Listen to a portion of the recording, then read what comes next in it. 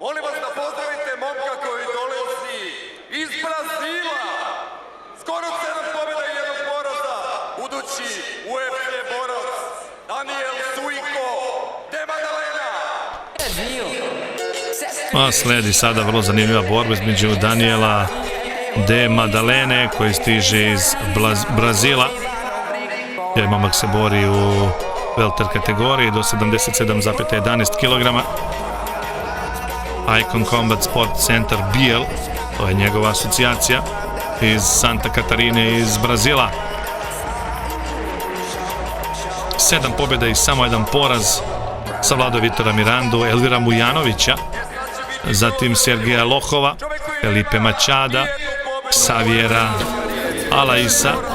Jedini poraz je doživio Žuha Valamae u Cage-u 27 i to tek odlukom sudijama posle 3. runde. Savladao Jeldina Kesića kao i Julijana Piednoa, a evo sledi duel protiv Daniela Aranđelovića.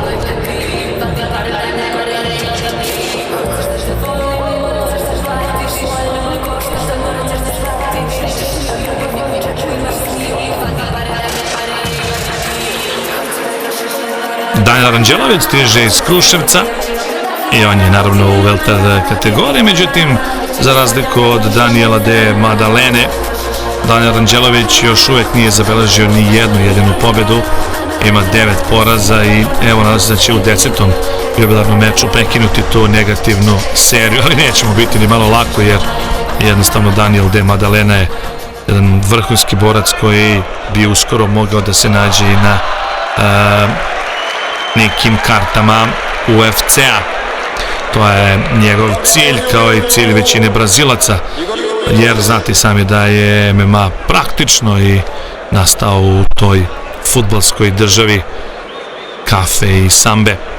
Ali da vidimo šta će nam pokazati Daniel de Madalena i Daniel Aranđelović.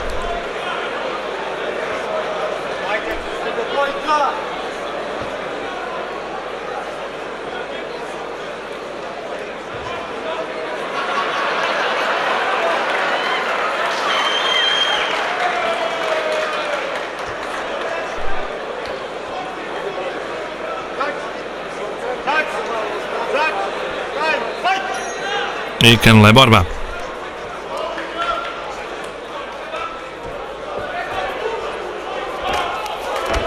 Kakav udarac je sada dobio Aranđelović. Daniel de Madalena je odmah krenuo napad. Naravno, Brazilci su izuzetno vešti, pre svega u partnernoj borbi, ali evo sve više obraćaju pažnju na ground and pound. Evo problema za Daniela Aranđelovića. Sad je uzeo leđa. Upravo Brazilac pokušava da se iščupa. Aranđelović ovo nije smio da dozvoli, da mu u levu ruku prosto proturi tu negdje oko vrata. Brazilac samo to i čeka i pokuša naravno da dođe u situaciju da možda odmah i završi borbu. Evo to je sada i dobio priliku i kraj meča. Ekspresno je Daniel de Madalena završio ovu borbu gušenjem ili rear naked choke. I evo efektna 8. pobjeda Daniela de Madalene. Jednostavno Daniel Aranđelović ipak nije njegov nivo i ovaj momak zaslužuje i mnogo kvalitetnije rivale. Šteta za Daniela Aranđelovića, ovo je trebalo da bude veliko iskustvo, ali eto praktično vrlo brzo je dozvolio rivalu da ga nadmudri i da mu dozvoli da završi. Brzo padaju. Ali sve čestitke Danielu de Madaleni koji je vrlo efektno